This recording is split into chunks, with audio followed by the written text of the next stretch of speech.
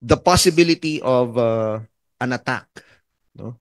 I do not want to sound alarmist, but we have to prepare. So ito pong iteration natin ng balikatan exercise is now the full battle test.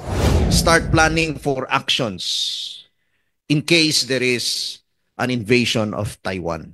If something happens to Taiwan, inevitably we will be involved.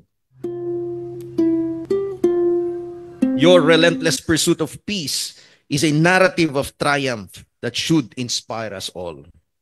Furthermore, your dedication to territorial defense operations has positioned NOLCOM as a formidable shield against external threats.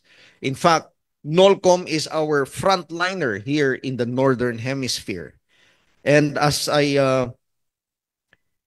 saw a while ago, in their shift to territorial defense, they have gone a long way already. But let me give you this challenge, this further challenge. Do not be content with securing just the Northern Hemisphere up to Mavulis Island. Start planning for actions in case there is an invasion of Taiwan. Okay? So, extend na natin yung sphere of operations natin. Because if something happens to Taiwan, inevitably, we will be involved. There are 250,000 OFWs working in Taiwan, and we will have to rescue them. And it will be the task of Northern Luzon Command to be at the front line of that operation. The rigorous military exercises and readiness assessments you undertake not only affirm our capabilities but also strengthen our resolve. In a matter of days, we will be starting our Balikatan exercise. No, this is the 40th iteration of the Balikatan exercise, and most of the exercises will be conducted here in the area, the joint operational area of NOLCOM. No? Kasi kanina dun sa speech ni NOLCOM Commander Jowa, no? He was referring to Jowa. Sabi nung mga mas bata dito, oh Jowa daw, oh Jowa. No? Kasi ang ibig sabihin ng Jowa para sa mga mas bata is asawa, di ba? Jowa or girlfriend or boyfriend, Jowa. No? But under your joint operation area of operations or joint operational area, most of the activities of Balikatan will be held here. And then again, our COC, no, will be utilized to ensure that we have a common operational picture while we are conducting our full battle test. So ito pong iteration natin ng Balikatan exercise is now the full battle test. No? Full battle test. We are now testing all of the plans, all of the doctrines, all of the procedures that we have developed in the past years. And this year, we are going to test them. You know? It's very important that we prepare for any eventuality. Last Friday, the U.S.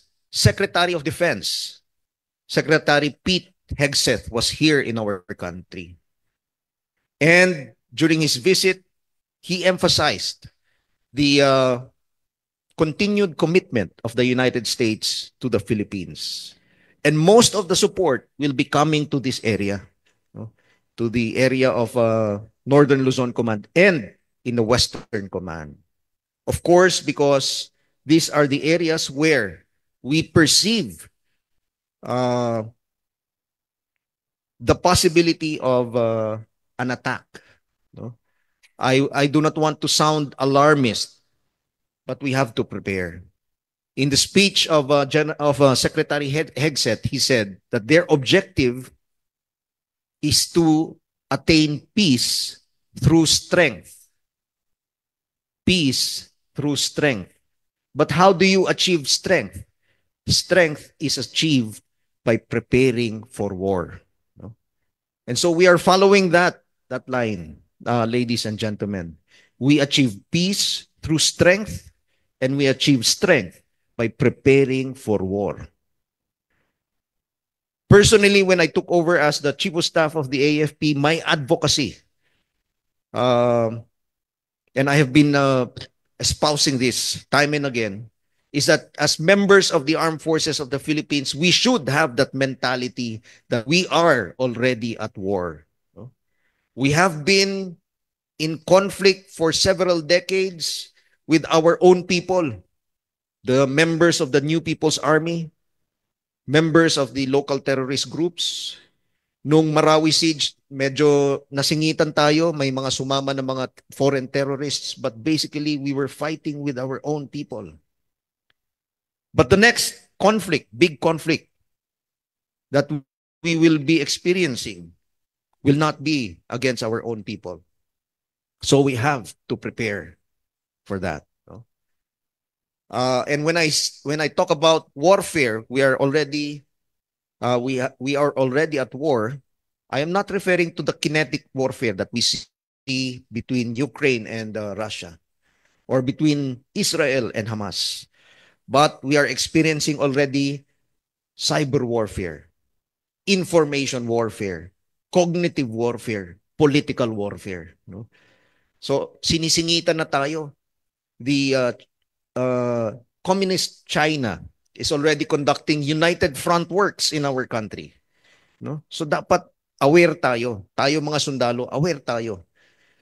No? Hindi po kathang-isip yun na pinapasukan na nila. They're already infiltrating our institutions, our schools, our businesses, our churches, even our ranks in the military. No? So kailangan nating magmatsyag. So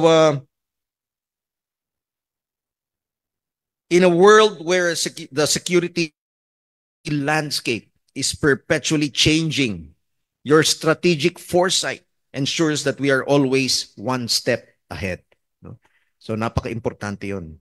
And also, let us not forget your exceptional work in humanitarian assistance and disaster response. Napakaraming mga dumaan na mga bagyo dito sa area ninyo last year. Sunod-sunod yung mga bagyo na yon. But we were able to address the needs of our countrymen. No? Nakayanan po natin.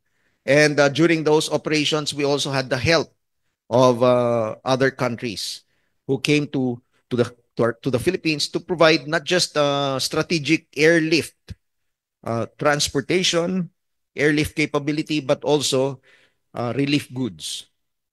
And let me emphasize that yung mga EDCA sites natin, marami tayong EDCA sites dito sa area ng Northern Luzon. These are used primarily for HADR. No? Yun po yung original na gamit ng EDCA sites natin. Dahil dito natin i-preposition yung mga relief goods. And not just the relief goods, but even the equipment that we are going to use for HADR. Your collaboration with local governments, NGOs, and international allies has made a profound impact on the lives of countless Filipinos. You exemplify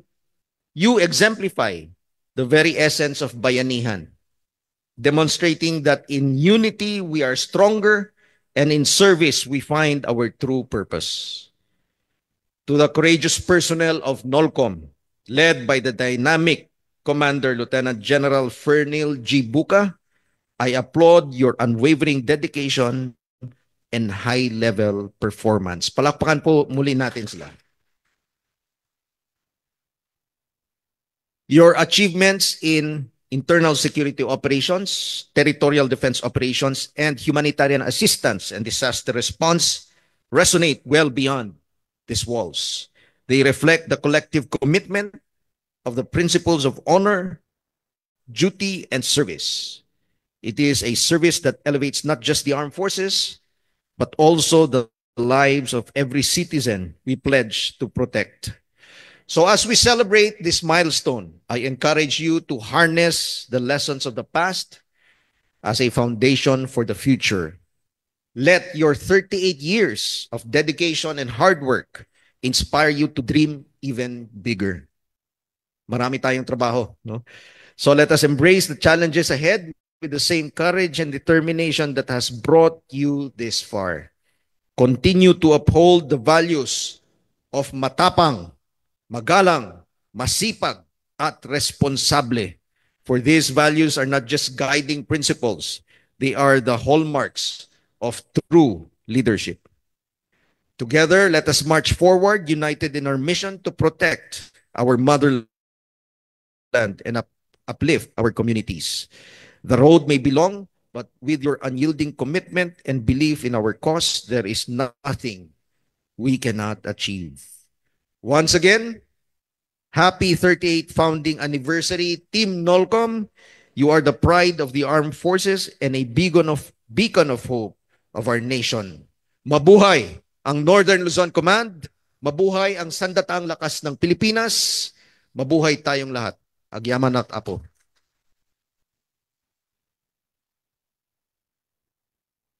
Thank you, sir.